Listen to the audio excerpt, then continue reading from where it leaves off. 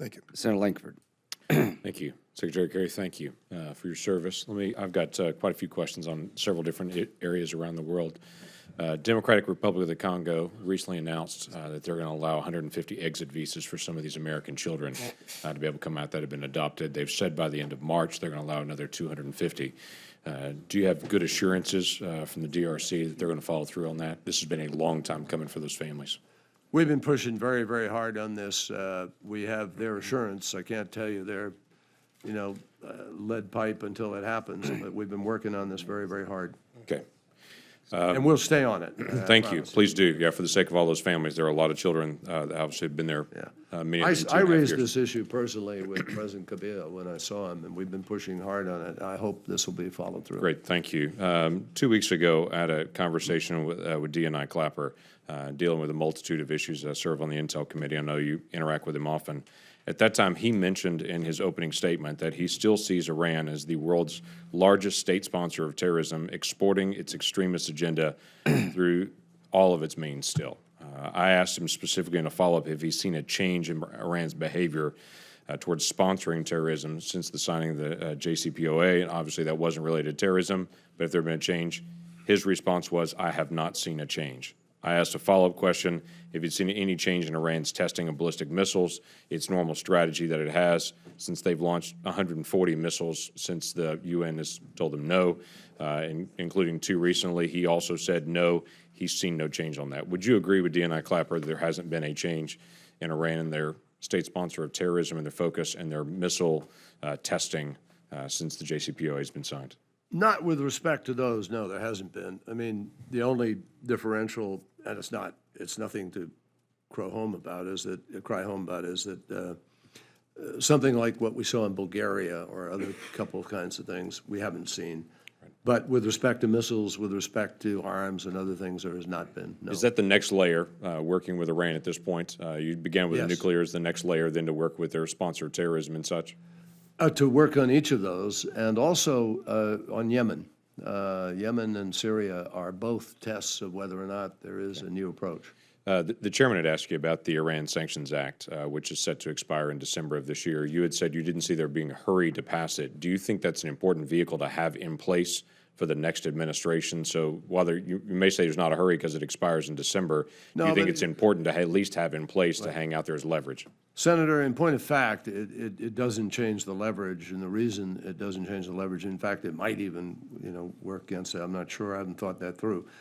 But we have the authority we need. The President has the Emergency Powers Act in order to be able to implement. We've done most of our executive orders of the implementing of unilateral sanctions under that.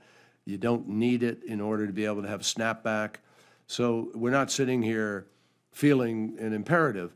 Beyond that, I'd also say to you that I'd rather make the judgments about it, recognizing whether we've made any progress, where are we, or is there a problem in the context of the implementation? So you feel like the Iran Sanctions Act is actually what gave the sanctions there. I'm trying to figure out if you're snapping back to what, if that part goes away? No, snap back to all the sanctions that were in place. It's the same sanctions. With the exception they can of snap that. back without the ISA. But, I'm just saying to you that we don't need to consider that at this point in time. I don't think that it's, we're not viewing that as any way a limitation on our ability to affect the JCPOA implementation, or to have sanctions snap back if they had to, or to put new ones in place if we had to. Last year, this subcommittee supported several provisions dealing with religious freedom and religious liberty and promoting that around the world. I was surprised when I was going through the request this year that several of those areas that we had included in 2016 on religious freedom and the promotion of that around the world have been rescinded in your request, not asking for some of those same line items. Has there been a change in policy about promoting religious liberty around the world? No, on the contrary, we've upped our efforts. I've appointed, I have a office with respect to religious engagement. We have, we've increased our outreach in many regards. Some of the funding line items, though, have been either rescinded completely, and some of the certifications and reports have been, their request is to take out some of those reports as well as some of the funding line items. I can follow up on you and get you some of those directly, but that's obviously been extremely important to this subcommittee and to myself as well, that we continue to promote the value of religious freedom around the world. That's one of those core, as you know, one of those core human rights values. The more that we promote that, Indeed it is. the and it's advance of something- democracy. When I was here in the Senate, I was the original author of the Workplace Religious Freedom Act, and it's something that we've been very involved in. And I'm the first secretary to appoint a coordinating office for outreach on religious affairs. And we have a very distinguished, Sean Casey is there. We also have Ambassador David Saperstein. You still meet with David Saperstein frequently? I haven't seen him as frequently as I'd like, but we've met, yeah. He probably has some good stuff to visit. He's a great guy, as you know well, and is in a He's very good terrific. position. But he has some notice, very good both of insight. those players, that's never happened in the State Department before, Right. and we're happy to have them. I would continue to advance that. We can follow up on the exact line items on that. Dealing with Libya, there is also, you've done a certification already to us that the government of Libya is cooperating with us to investigate, bring to justice those responsible for the attack in Benghazi in 2012. You've given us that certification. Can you give us the background for, I guess, how you certified that, knowing the very precarious position that government is in at this point as a new government? And then there's a second certification that you've asked this year to have struck, that you would not have to turn that certification in your request. And it's this certification that all practical steps have been taken to ensure that mechanisms are in place for monitoring, oversight, and control of funds for assistance to Libya. And I would like to know why the request is there to strike that certification. Again, that seems a reasonable request from us with the nature of the Libyan government at this point. Yeah. Let me just, I was just given a note from my staff so I can finish the answer on the first thing. The reports, it's really a consolidation effort. It's not a diminishment. We have so many reports, and we're trying to put them all into it. And have no problem with that, but I'm not sure I understand your exact question on the Libya certification. yeah, it's just that there's we put in place a certification, as we put it last year. All practical steps have been taken to ensure that mechanisms are in place for monitoring, oversight, and control of funds for assistance to Libya.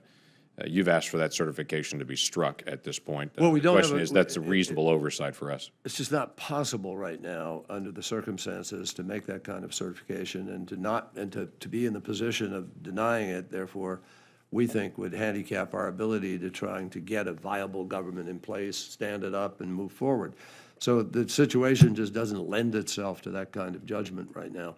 We're just at the point, we're at a critical point here, where we've made it clear we're going to start sanctioning some people if they're not going to be involved properly. We've got a couple of outliers from the GNA, from the GNC and the HOR each, as we try to put together a government of national accord. We're about to hopefully have a vote on that government and actually proceed forward, and then we'll be, in a better position to be able to deal with standards of certification that just don't apply to the situation in Libya. Mr. Chairman, can I just make 3 requests for, this will be questions I'll submit in writing for the days ahead, and it's just 3 quick things that we've talked about before. One is, I'd like to have how you, in a written way, how you evaluate the quantity of success or effectiveness of the Green Climate Fund. I mean, it's a $1 billion plus fund that's sitting out there.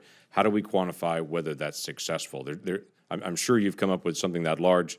How are you evaluating its success or effectiveness? Second one is, how are you going to evaluate these additional funds that have been put in last year for the Northern Triangle when we're dealing with all of the issues with judicial improvements, legal improvements, and such with the Northern Triangle and Central America?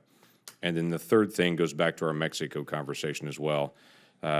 Mexico's poppy growth has grown exponentially over the last several years, and heroin is pouring into the United States. Poppies are easily identifiable from the air. This is not some crop that can be grown that no one can see where they are. Everyone knows where the poppies are being grown, and what I want to know is, how are we working with the government of Mexico to eradicate these fields? Thank you, Mr.